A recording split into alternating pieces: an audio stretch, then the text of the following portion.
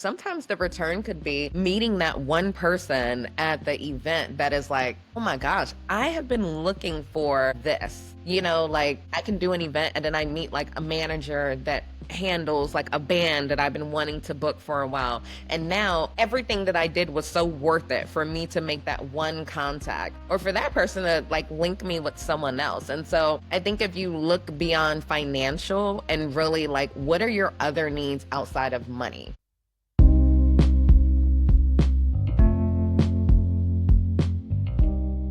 Let's talk about the kind of ROI you can't measure in dollars, but you can feel in connections. And you may not know what ROI is your return on investment. And that's something that a lot of your clients are actually looking for you to solve that problem. So in today's episode, we're diving into how experiential events or just being an event organizer can be done right. And you can transform your brand's relationship with your audience, create loyal customers, and yes, impact the bottom line of your customers. So we're going to be shifting from only talking about weddings and social events and focusing on how you can be able to help people with solving the problems for their clients. So today I have Rebecca joining me, and she is a powerhouse in what she does. I've known her for over 10 years at this point. She has amazing experience, and I think that you're going to really find this conversation extremely valuable. So if you are ready to talk and listen to this, take some notes and chime into this conversation today. So thank you so very much for being a guest today, Rebecca. Thank you for having me. So I would love for you to share a little bit about your experience in the event industry. So I've been in the event industry for over 10 years at this point, and I kind of fell into it. It's weird now that I'm all these years in that I could say that I really fell into it because I was trying to build community, but it was a way for me to get people on board with what I was doing at the time. I was selling vintage clothes, and my clothes really were not selling. I'm going to be honest. Like, I think my price points were too high. I did it too soon. And then, like, years later, vintage clothes like took off, but they weren't like coming out for the clothes. And so I had to create a way that I was creating these spaces where people were just like coming out to enjoy themselves. Like the blogger scene was kind of like really big at that time and it was growing. And so I would create like these blogger centered like meetups and events. And then Twitter came out and it was like, Twixters that I would host and things like that. And so that's kind of where I got my start. And then naturally, it kind of led into doing more, I would say more like activations, different concepts. I would host like a pop up beauty lounge. I did like markets and pop up events where vendors could come out and sell their goods and things of that sort. And then I would host happy hours in my house. And then that led me to working with apartment buildings. And then I started working with corporate clients. And now I support a co working space and building community within the space for their members. And I love how I can see how each part of your journey has led you to having more of a holistic viewpoint on what you actually do today. Would you agree? Yes. And one of the things I did see, and this is probably I'm not sure if you're aware of this, but they are saying that a lot of brands are really like how you first started out with doing it to get people in, like that's actually something that they're expecting to really grow and bloom in the upcoming 10 years. I mean, over the next 10 years, because a lot of companies, they're realizing, because, we're honestly in a space where people are just ordering stuff online. But people, they have these retail spaces. Ulta has these retail spaces. You have Kendra Scott has these retail spaces. Yes, you can buy online, but they're like, we still need to have a place for people that want to come into our shop. So there's actually a lot of new growth that is going to be happening in this industry when it comes to experiential events and really learning how to master that. So I thought that that would be really fascinating, especially with your experience. Oh yeah, I love it. Like it's so funny because I saw that article at the beginning of the year and all my friends now, like I think January 3rd, my best friend, she sent me a message and she's like, community is like the buzzword for the year. She's like, you're in the right place. And I was like, no, I know. And that whole thing about like the experiential events really being something that people wanted to focus on because people are really craving connection. I think we think when Yes. COVID happened, we kind of just went back into our lives, but now people are realizing like I'm a little lonely, or I've gotten so used to doing things by myself. People are craving that like human connection at this point. And so when it comes to like companies that are trying to get people back into stores that have been so used to shopping online, or stores that just don't have anything, or like places or spaces that people would normally gravitate towards, but now you can make your own coffee at home. Now you can, people are baking. They learn all these tools and skills. So it's like, well, how do we bring people back so that you can run into that stranger that you used to run into, before, or that you can bump into something new that you used to do before. And so I think it's such an interesting shift that we're going back into that space. But I'm like, hey, I'm here, now's my time.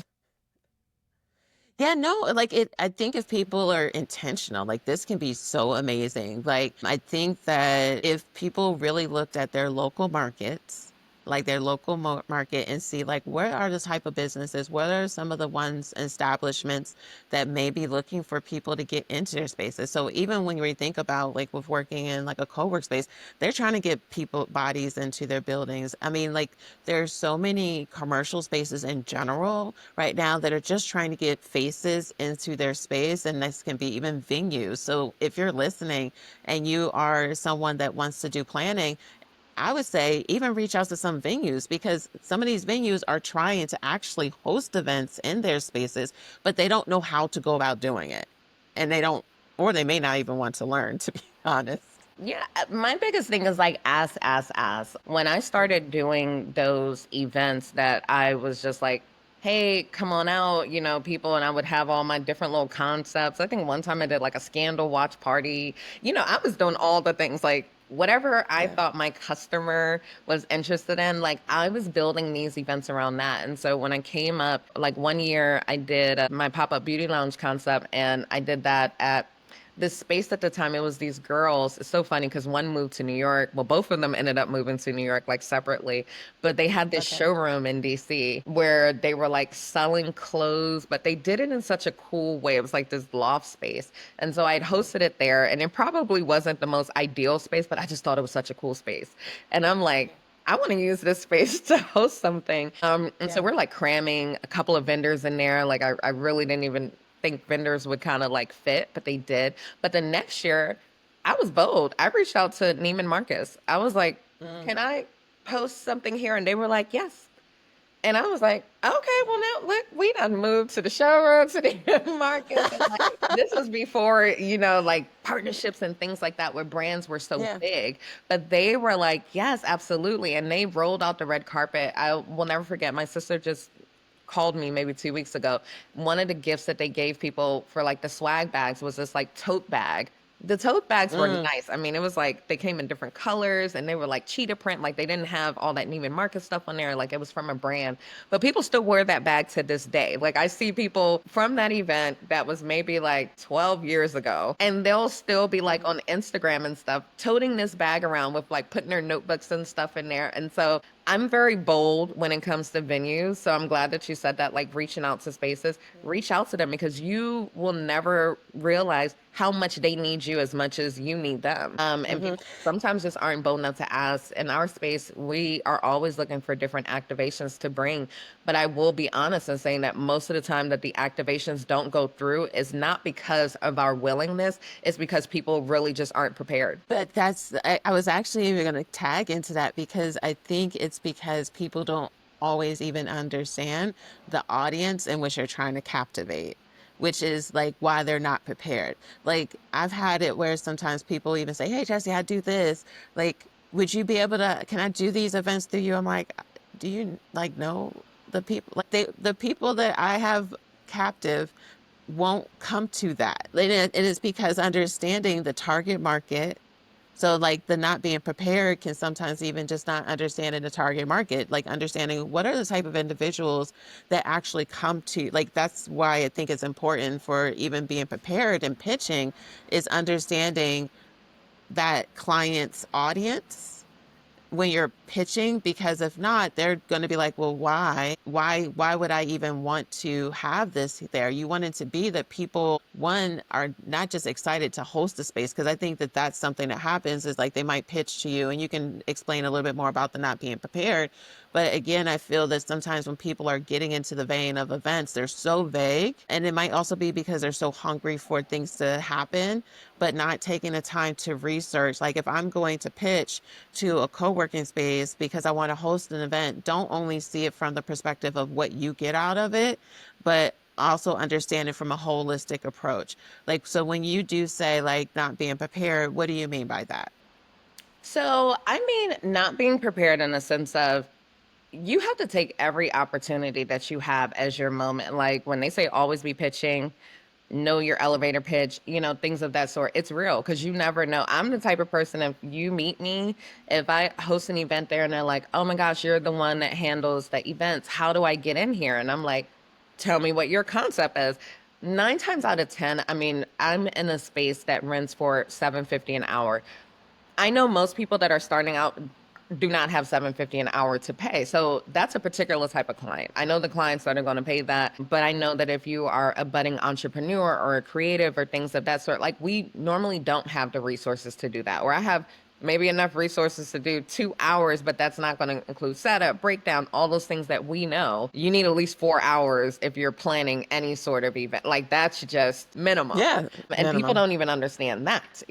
And so I think what happens is when you think of it from a community perspective, if you don't have a community already, I think your ask is a little different.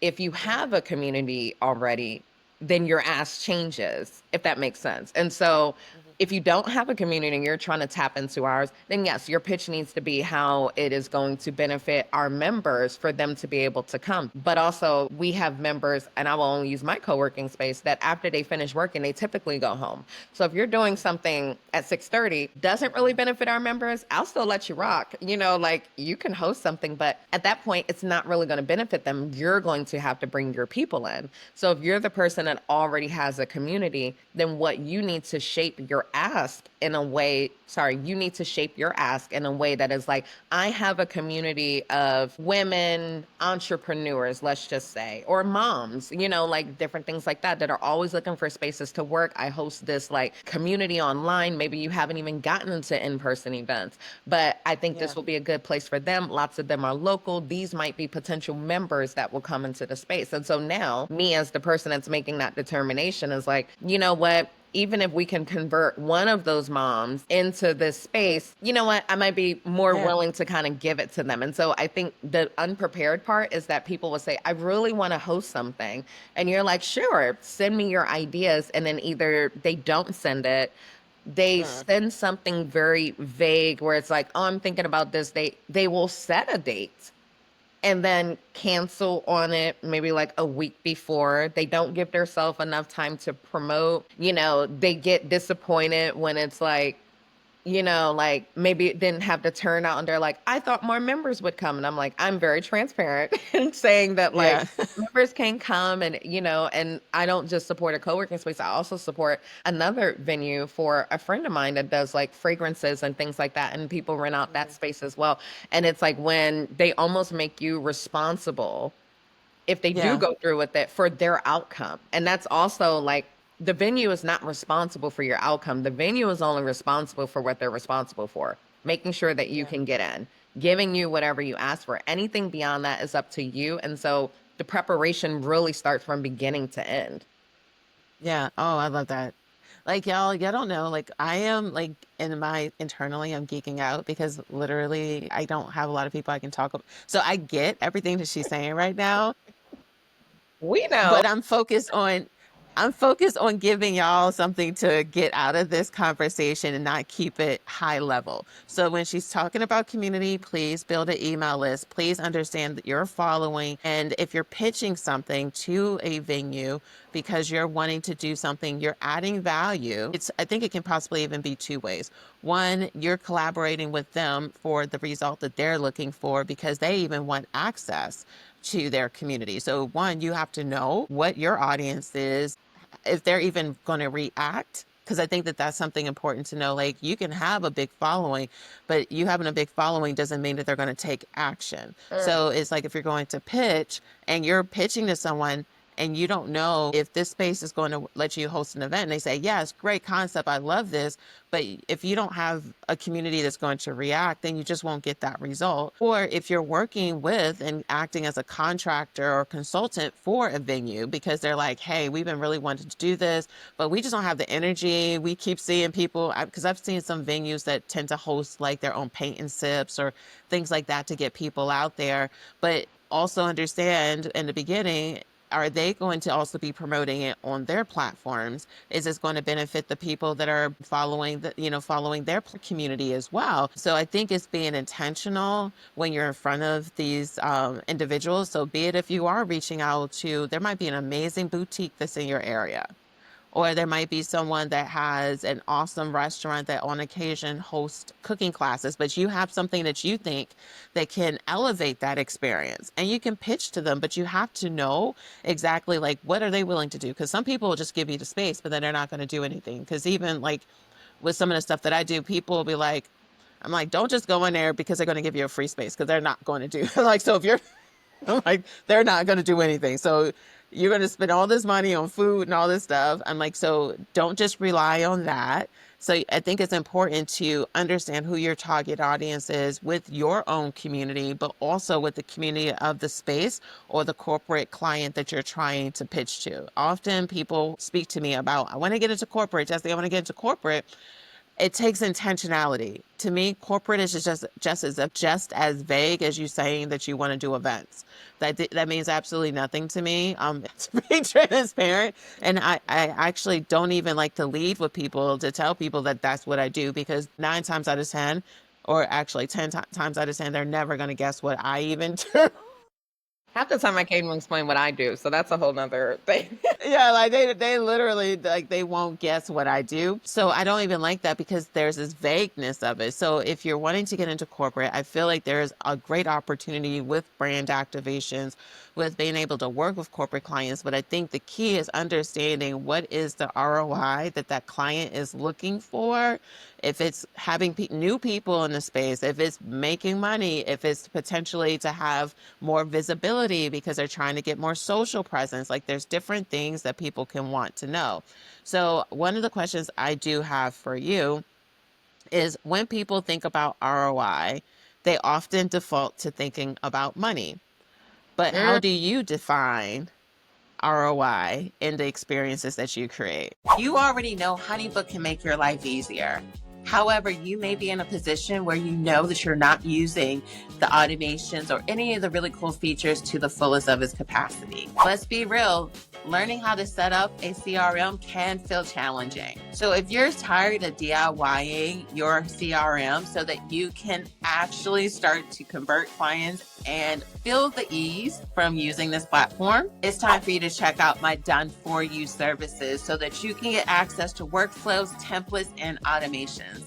My Done For You services are intended to make your event business thrive. So let's take the headache out of the process and get started together, because you deserve to be able to focus on what you want to focus on, which is your business, which is to make money inside of your company. So are you ready to have a system that's working for you? If so, click in the description so that you can set up a free consultation with me today. That is, that's awesome. That's an amazing question, actually. Because I talk about this very often with people because I'm like, your return is not always going to be financial. Like that is my biggest thing that I tell people, especially when you're just starting out. Yeah. You will be very lucky if your return is financial. Like in the beginning stages, my biggest return honestly was emails. Like collecting emails was like the best currency for me.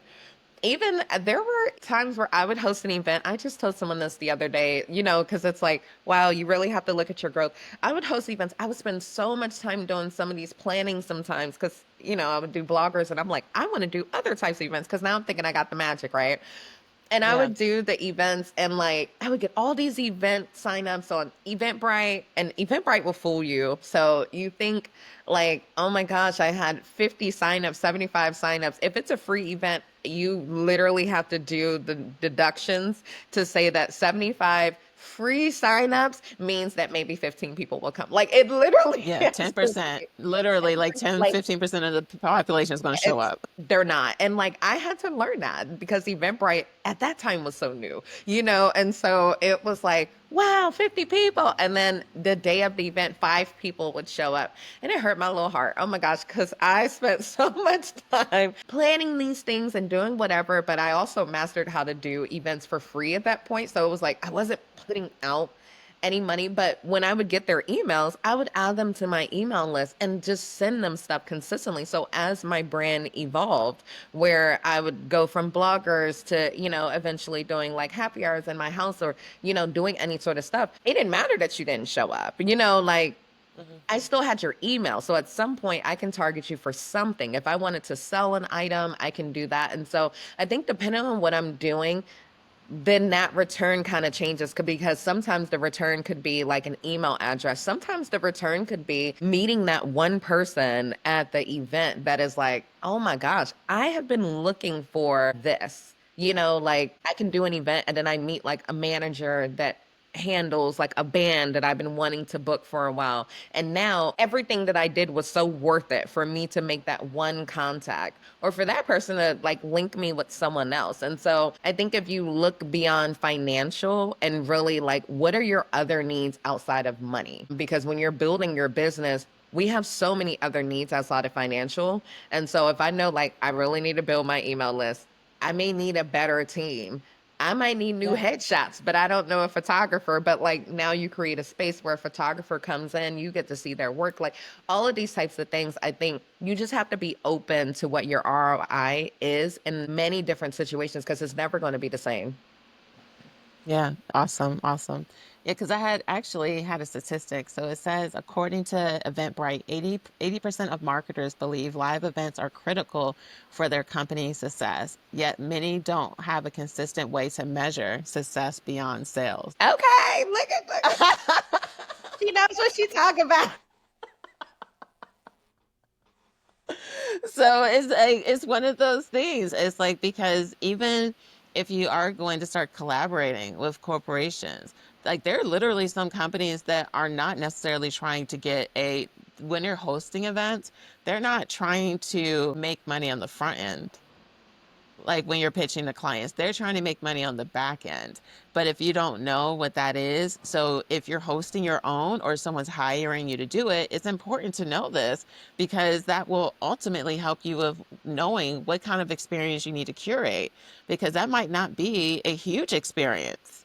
That Mm. might be a 15, 20 person experience compared to something that's large. Oh, go ahead. Oh, I know. Look, I was like, let me wait because I don't want No, to go jump go at me for the ahead. next question. But that is also something that a shift that I had.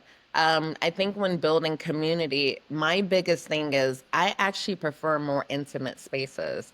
Yeah. And so I like to focus more on the events that truly, I mean, outside of the space and kind of members because that flows. So I would probably say that's more of like 50 person, but that's within the same space. If people are doing stuff in other spaces, I tend to like to focus more on events that are 25 people or less. And I think that the reason I do that is because you get more engagement and you get more that ROI that you're looking for, whether that be like somebody that's going to come up after and be like, Jesse, oh my gosh, like I've really been wanting to do, like they're not as intimidated. They're way more Yeah. focused. They do what you want them to do more. I'm going to break that down because it makes No, it you're seem like fine. you're trying to be manipulative. But I do think that when you're doing events, you really do have to think about all of the things that how you want people to move. My most successful events are like they did everything the way that I thought it in my head. So if I create certain tables for you to like interact with and you do it in the way that I wanted you to, because we know that people, you can do a paint and zip and there could be 10 people doing what the artist is doing. And then there's 10 people And that freestyle, yeah, so yeah. They're drawing stick Their figures. story stick figures, they went rogue. So if I go and I'm like, oh my gosh, everyone is doing something the way that I did, the flow that I created, that flow made sense. They walk through exactly the way that I thought that they would. The beverage Mhm. station, they did exactly, if I add garnishes, they did the garnishes exactly the way that I thought that they did. Like all of those things, like it makes sense, and it matters. Yeah. But I think that when you get into more intimate spaces, sometimes they're able to ask you questions about that if it's somebody that's interested in that industry, or they just Mhm. appreciate it a whole lot more. And so I feel Mhm. like a lot of my clients now, I do not stress to people that the success of an event is with larger numbers, because that was always my biggest thing. I always thought that events were not successful if they didn't have these like 100 people, 50 people Yeah. turnouts. And now I'm like, a successful event for me could be 15. That changes. And when I share that with other people that get into events, I think it gives them a little bit more calm into knowing that, like, you were not unsuccessful because you did not have a packed house. Sometimes that's not the goal, depending on what you're looking for. And so we have always been taught to say that like numbers are what do it, because you see pictures and you're like, only 10 people were there. And it's like, Mhm. yeah, but those were 10 people that did all the things. They bought merchandise. They signed up. Like, if Yep. you're somebody that does courses, they signed up for your courses. They're going to take Yeah. that trip with you that you planned to Bali that nobody wanted to pay Yeah. that $4,000 deposit. That's the person that paid the deposit Yeah. and brought a friend. They are your mouthpiece. So I will always advocate for the intimate events, because I feel like intimate events is where you truly and really, really build the community. Yeah, it allows connection because like even when sometimes I would have clients that were like, "Oh, I want to do mixology for 50 people." Like, "No, that's just a bar. Sorry, that's a bar. You in 2 hours, you mix in liquor and 50 people. Yeah, like that's not going to get what you want." I'm like, and like we can have staff that's there to to execute that, but the thing is that that really won't. That would be more disruptive, and then what happens is then it leaves people with a worse impression than if you would have just done it for smaller group, because then people can actually talk to the neighbors. They can, like to the person sitting next to them, they can actually interact. They have the ability to share moments with people. Like either do at a party, because that's what it is when you have 50 people and you're doing cocktails. Yes. Do a smaller group and then actually have a more impactful experience. But this takes time to understand what are the results that come from certain types of activities. And I think that as event professionals, we have to really take the time to do more critical thinking when it comes down to understanding what we do. It's more than just the pretty. That was something Rebecca and I were talking about before we started recording, was that sometimes in our industry, people just focus on the pretty and the outcome.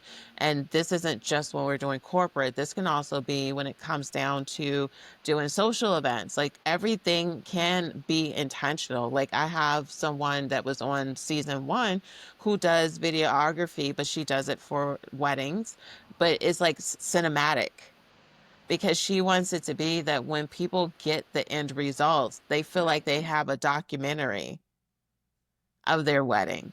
So it's understanding before the day even comes, she's asking them, like, what do you want it to be? Like, what kind of intention? So it helps her with even knowing what kind of footage to capture. So when we're in the event industry, if we're just like, oh, I'm just doing videos and, she's going to look beautiful, like, cool. But then that also sometimes limits you on being able to have a premium price on what you're offering, because you're not taking the time to learn what actual results the client wants to actually achieve. Because it's like, what sets you apart? Like that's an element that if somebody sees her work, they're going to be like, oh my gosh, your video was so cool. Who did that? Yeah. Because now it gives space for someone to recommend you, because Mhm. that's one of the things that people are going to ask questions about. And so, you always have to know like what differentiates you from that, from someone else. Yep, exactly. So one of the things I wanted, you shared some of what are some of the ROIs that personally you focus on, but I would like to also have you share an example of an event where the ROI showed up in the relationships, not just in the revenue. Ooh. I'm like trying to go back in my mind and being like, oh, okay, all the things. I would probably say Art on Night. And so Art on Night is this event that's hosted in DC where it's like this, well, now it's like a mayor initiative, but I also saw that like a couple of other cities do it, but we'll focus on DC. And so the city kind of like shuts down for 2 days where all the different quadrants within the city, like all the neighborhoods, host an event that is like art focused. It's really something to celebrate creatives, musicians, artists, like all of these things, like, vendors and things of that sort. And I have attended Art All Night as a participant. And last year was the first year that I was like, I actually want to host something myself. And so it was more to like challenge myself to get back into like hosting my own ideas, because that's the thing when you get into hosting stuff for clients, sometimes you forget that like, oh, I still have the skill set myself to host the things that I Yeah. like to do, like I can host Yeah. things even if it's not like a paid thing. And I will say that's one of my biggest things for this year, just as an interjection, is that I want to all of the events that I host, like things myself, I want them to be free for people to participate. And so, well, to attend. I'll say that. Yeah. Free for people to attend. And so, that also means that I have to do legwork to make sure that I can keep it free. And so Art on Night was one of those things. We were talking about it briefly before this call, but um, I had a venue and I'm like, beautiful venue, everything's good to go. And I'm like, I was trying to find partners. So I'm reaching out to different people that I'd worked with before, like, can we partner on these things? And one of the partners, it was like up to the last, they waited 8 days before the event.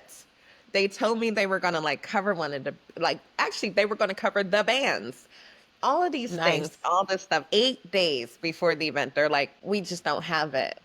We have to do something else for like the mayor's office and we cannot do it. And I'm like, like not eight Wow. days before the event. And so I'm like, okay. So now I have to take stock of my mind. I'm like, you still have the venue. You still have these artists on the line. Like you still have these musicians there. You still have, this like beverage sponsor that is down. Like, what do you want to do now? Because at this point, you're gonna have to pay for this. Like, Hmm. either if you want to do it, you're gonna have to pay for it. And I'm not gonna lie, I went back and forth for a while because I was like, bands are not cheap. No, they're So not I'm at like, all. oh my gosh. So I asked the venue. It was actually like another location for like our co-working space, but it has like this rooftop, everything. So I'm like, can you guys cover one of the bands? I gave them like the cheaper of the two. And I'm like, I'm gonna just have to do the other one myself. And what ended up happening is the organization that like pulled out, I was like, I was honest with them. That's another thing that I've kind of learned in this industry.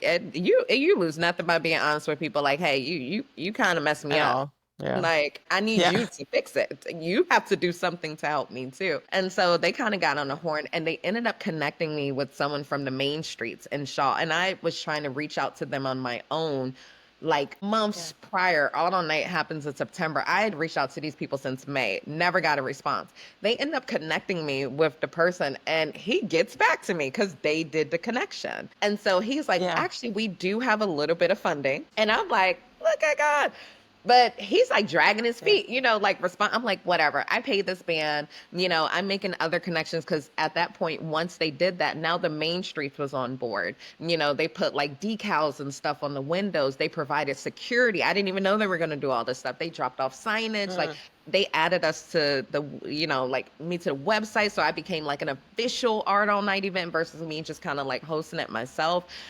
Sounds And then afterwards, they gave me like a check that covered the cost of that other band, but I didn't get that until maybe like a month after. So it was like, I would probably say that was probably my best experience of being like, wow, not only did I get to connect with all of these artists, not only did I get to learn, that was my first event with live musicians, like truly like where they have like tons of sound, not just somebody just like playing a violin or, like smaller stuff that I yeah. but I think the connections that I made from that really allowed me to get into the space of more of like the neighborhood work. And that was Hmm. probably the shift that I needed when I started this year, that I'm like, I actually want to do more neighborhood work. And so it kind Yeah. of had a twofold, return for me. Yeah. So it actually like lit this new fire in you to, or like for clarity, because I think that's too a part of like the entrepreneur journey, but even just the event industry journey, where like we allow ourselves to evolve and you find like, what do I really want to do? Just because you're good at it doesn't mean that you is what you're really called to do. So I Yeah. think it's important for us to allow ourselves to just evolve and be curious as like what do I really want, and like seeing what like actually inspires you. So I'm glad you even had that experience. So that sounds pretty awesome. Yeah, but I think that's what I like so much about events. Like when you talk about the exploration phase, it's like to go from doing, like blogger meetups to doing, different activations in different spaces, and then to do residential things, which is where we really connected because we do Yes. the same, and so, and then ultimately to go into these different spaces. I like that events give you the option that you can do all of it and it still makes sense. It's like Hmm. they all kind of use the same process, but it just Yes. depends on like what you like doing the best. And Hmm. so I think it gives you a lot of room. Like, I don't like weddings or baby At showers. And all. so when people are At like, all. if I'm like, oh, I had an event last night, and they're like, oh, a wedding. And I'm like, I do not do weddings. And they're like, a baby Yeah. shower. I do not do baby showers. I have no Yeah. interest in taking clients that do that either. Yeah. Even if someone reaches out to me, I don't do those things. I do not do birthday parties. I do not do, like that's not the work that I do. And so it's very important to know what you are interested in, because when you say you do events, people just assume that you want to do all of these things. And it's like, no, I like to get specific people together. Yeah. Like, and you have to be specific. No, and it's so true because like I tell some people, like I don't go into exactly what I do, but I was just like, they're like, oh well, why don't you? I was like, weddings and that stuff is not my ministry. I did 2 years over a decade ago, and I realized I don't ever want to do that again. I was like in corporate, the corporate vein of it all, like they're focused on what's the actual result you're looking for. It's not nitpicking on the right shade of orange, yellow, or pink. Like that, it's not even that deep. Like it's more or less in the intention of the result, more or less than like somebody that's been since they've been a kid dreaming about or having this vision. It's not as high. Like I'd rather have to figure out how to cover a performer or finding a performer because they got sick. Like I'd rather that kind of stuff than having someone stress me out because they're just stressed out about their wedding. Oh my gosh. Or they're like, I don't have the money. Or like when the parent, I've done two weddings too, which is why I'm like, Yeah, never. never. The parents calling you and you're like, when did your mom get my number? Like, and then that's something else. Baby showers is like, that is a whole nother, like, I don't enjoy doing catering, so like, Yeah. I'm not the person that likes doing catering menus and submitting those. Like, I would rather not have to work with the caterer a lot of times, unless you're a client that I've worked with consistently and I know that we typically will always use the same caterer. Like, but if you have like a fancy menu where now I need to tap into someone else, I'm like, I don't know if I'm your person, because I don't enjoy doing that. At all, at all. So here's like the reason why I thought this ROI conversation would be important is because I just feel like it's something that's really essential for us. And I would love for you, with your background as well, as to share if someone is listening to this conversation and wants to measure engagement ROI, what are some tangible ways they can go about doing that? Hmm. So engagement, this is in person, correct? Yes, in person. Hmm. Okay. I would say the way to measure engagement in person, I hate to use the same word in the response, is like, how engaged are people with what you have going on? When somebody looks bored. When somebody looks unenthused, like all of those things. And so I feel like the way to measure that engagement in person is like, did they stay the entire time? Did they Mm. stick around at the end? Sometimes did they help you clean up? Because people that are super engaged, oh, they love to help you like put stuff away, Yes. because they're like, I loved it here. This was so fun. It was so much fun. Like, I just want more time with you. And so, um, like, did they Facts. do any of that? Did you see them meet someone new? Mhm. That's the bigger thing too. If you look at like residential, and we're very familiar with that space.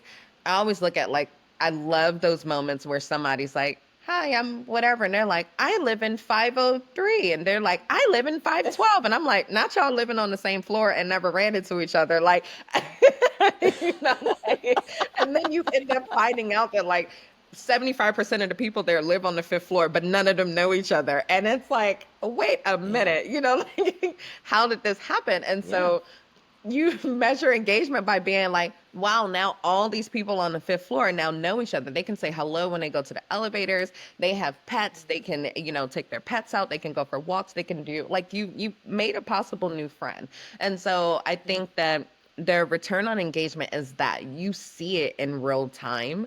Um, Mhm. you see it in real time, even how they may respond to vendors. Like if you have a paint and sip vendor or a mixologist that comes in for, you know, like a mixology class or, you know, anything like that, like the more engaged that they are, where they're smiling, they're having fun, they're taking pictures, they're like talking to the person next to them. I think all of those things are a key indicator that like, okay, you hit it on the nail. Yeah, because even sometimes in the space that we're in, I'll tell some communities like, if people just took your all the food, that doesn't tell me anything. Like, I think it's important to like, because I'll take your donuts and still hate you and still move out of my apartment because it's like you have to have something that you're measuring. So also some ways that you can also measure is like if it's social media presence. So like that's why I like using hashtags, or it's good for if you're working with a corporation. Ideas for some of the listeners as well is like if you're working with a corporation, have a branded hashtag. So have it that you're able to keep track of how many people shared about that moment. And that can even if the goal is to get more visibility, that's why it's important to know like what is that client's goal with hosting that event. So if it is on seeing how many people show up, if it is how many people go to different vendors, or if vendors, like if you're having vendors that are selling and retailing, how many of them actually even got sales? Like those are the things that I think can be very tangible, but it's being intentional with that. So if you know and you're listening, you're like, I need to be able to have something. And then when you start keeping track of it, keep track of it so you can share with people. So like if you're going to now pitch to another retail store because they hired you, or you decided to use their space to host your own event, then you want to say at the last event, we ended up having this amount of people that showed up. We had this amount of visibility online. When we had retailers that were there, this is the amount of people that were able to make sales. I think that all helps with gaining momentum. So that might even be for someone that wants to start exploring like being an event organizer, and you want to start hosting your own events.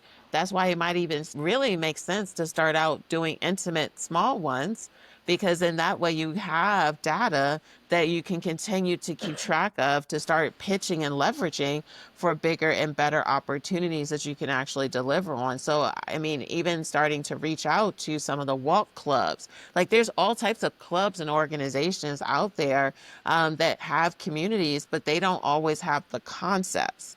So when it comes down to it, it's like who you can align with and how you can add value to what they're doing. Don't look at it like, oh, I need to get proof of concept, because if you're only looking at it from a space of what you get from it, sometimes it can really just fall deaf on the association or whomever you're trying to pitch your concept to. So it can be social proof, it can be vendors, it can be surveys as well. Like just really take the time to think to yourself. Or like I find that even when you have partnerships, and you can even share what your experience, sometimes even with partnerships with sponsors, they'll say that they're trying to get a certain amount of people to go to a store, or to go and do a website click, or scan the QR code.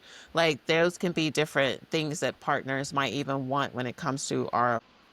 Oh, absolutely. I also think like for your own ROI, one of outside of emails, I forgot to mention this, were photos. Yeah. And it doesn't even matter if I take these photos on my phone. You know, like I can now I have a plethora of pictures from over the years of just different events with people that look engaged, that are doing things that are whatever. And those were my biggest like selling points, especially pitching into the residential space. When I was hosting the stuff in my house, I would even take pictures of people in my house and they would be cheersing and of the food and of these things. And so I'll never forget like the first client that was like, can you send us over some more information, like a lookbook or I forget whatever they call it, like a guide. And I was like, I don't even have I was like, yeah, of course. So Yeah.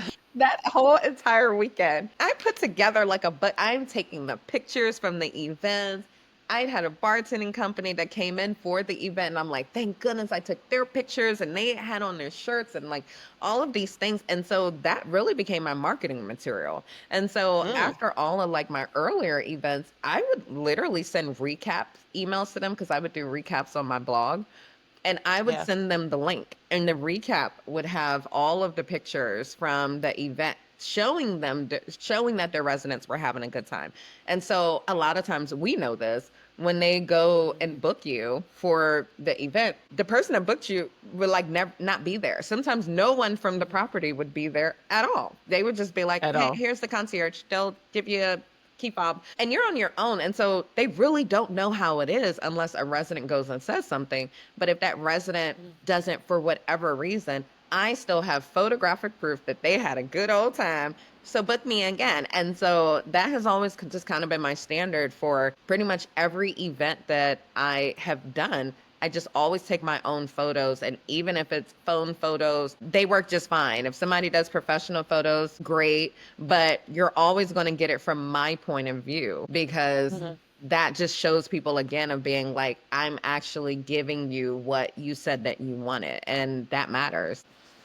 And I think that that's so cool. And as I was hearing you share and talking about your blog and stuff, I have this idea that just came to me. So if you're listening to this podcast and we're at like 45, 46 minutes right now, you're about to get a golden, I think it's going to be something golden for you, for those of you that haven't explored this yet. Okay, what is it? What I was hearing was it could be, if you're really trying to get into experiential, look up bloggers in your area that have enough community and have a following. And what could be a potential idea is to leverage a relationship with them to help them get a result of, because I find that a good amount of bloggers now are trying to do more community events in person.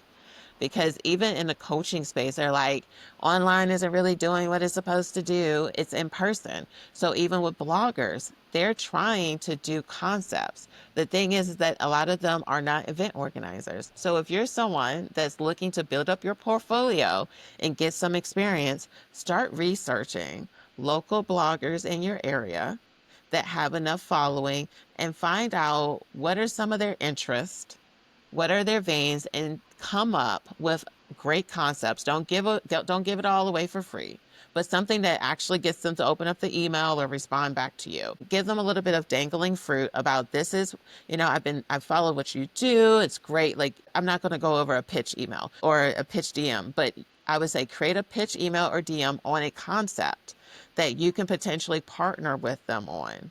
And then if they say yes, now you can start to leverage what concept they're in agreement, because they have the audience. Because you might be like, oh my gosh, this is so great. I love what y'all are sharing, but I don't have an email list right now. So I can't even host my own event because no one's going to really show up. Like, someone is listening right now might be in that space. So you may not have your audience. So what it might make sense to do is actually partner with someone that has an audience to create this concept, to then pitch it to that space. But you have to find the right space that is needing that audience in that space, and they're looking for a specific result. So it is going to take research, but I think for those of you that listen to this, if you do this, I feel like this can potentially be that initial match in you getting momentum in your local market, because everyone is, even bloggers, they're trying to get bigger affiliate and sponsorship deals. And what happens is sometimes they're like, I have this audience and now I'm going to do a meet and greet. And some of them look like they flop. but it's because it's not a well thought through concept. They're just like, let's do a coffee date. Like, come and meet me and we're having coffee. Sometimes that convert and a lot of times it won't convert. So if you are someone that is already in the event space and you're wanting to either master being an event coordinator and you're like, oh my gosh, this has me inspired to get into experiential things and brand activations, I think that, I don't know, you tell me, Rebecca, like, do you think that that's something that could potentially like, be a really great avenue for people that want to start dipping into it? Oh, I do, because my mind instantly went into like, girl, I might use that,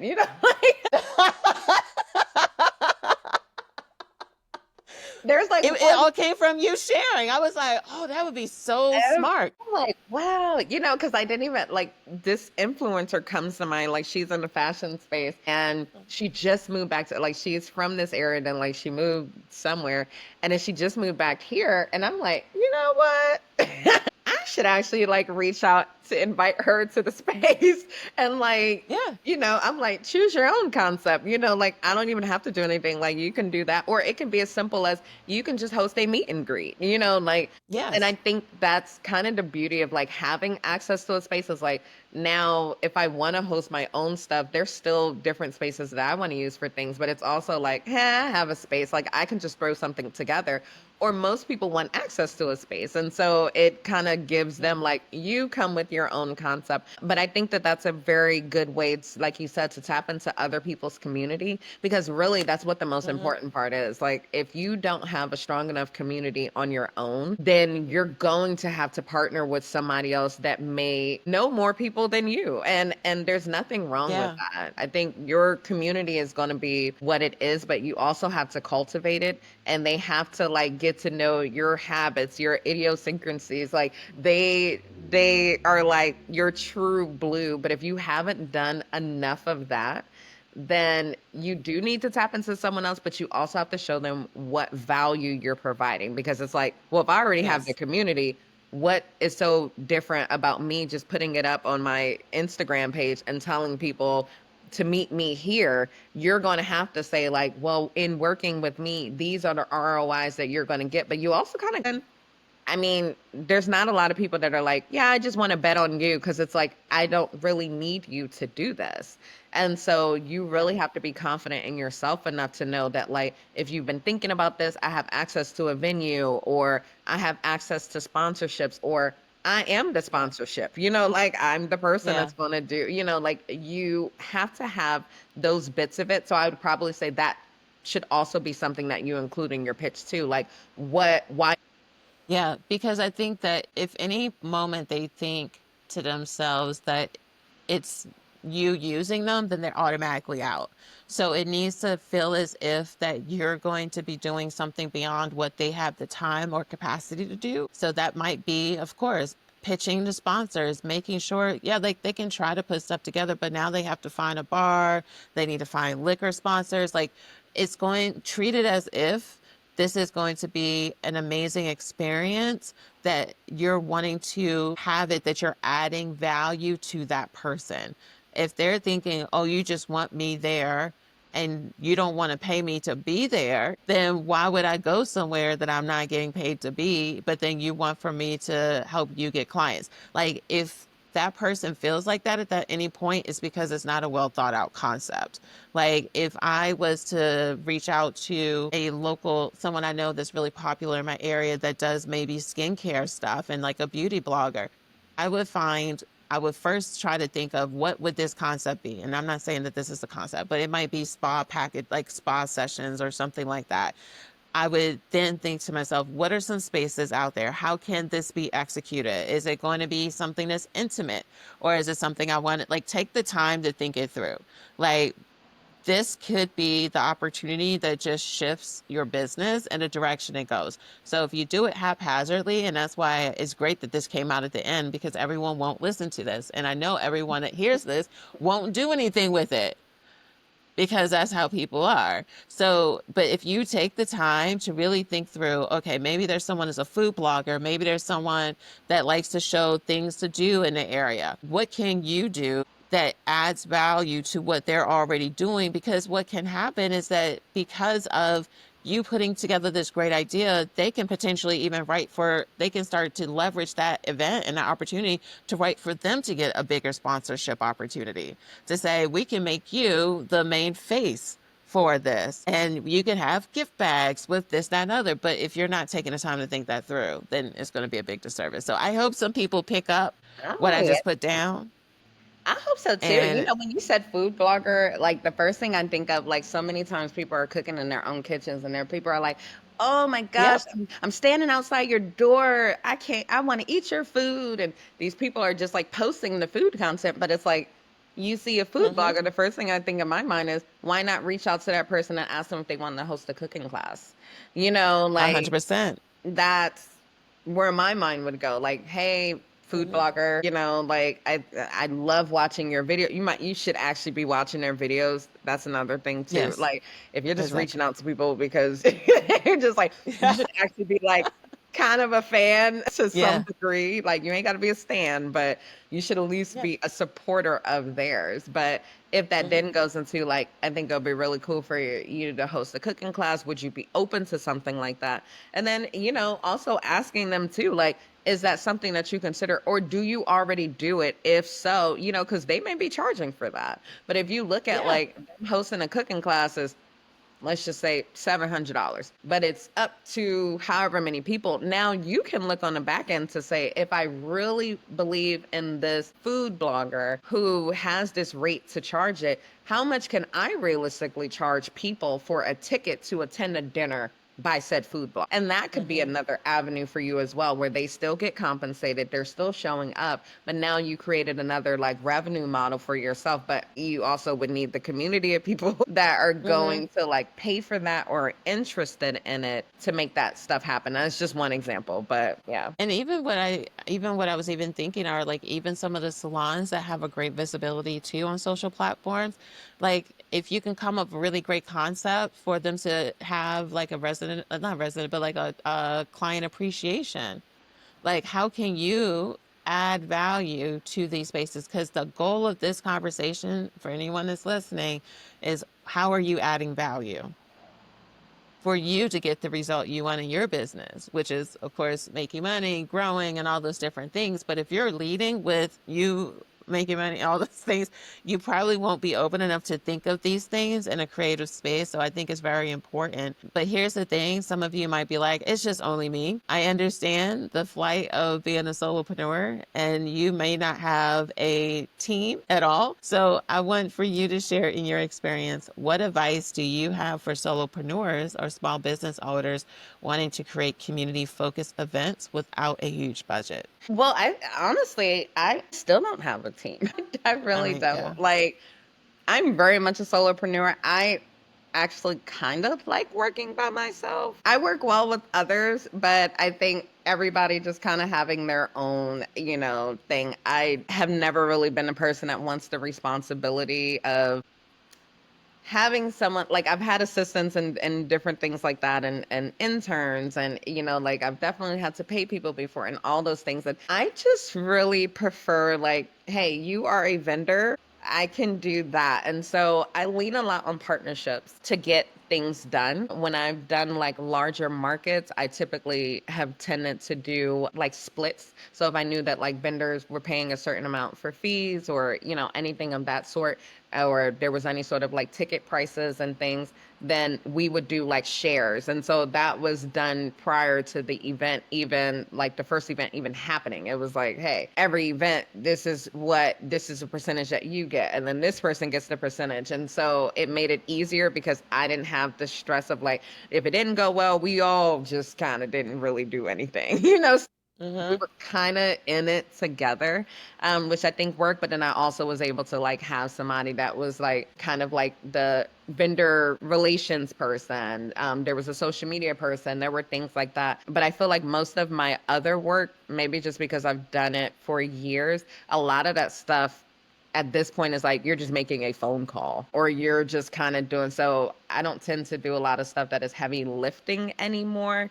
So I say for solopreneurs, just having like the tools and the back end and the resources to make your life easier to work alone, if that is your preference. I don't think that everybody's goal is to be like, I got a 15-person team. If that is your goal, then that's your thing.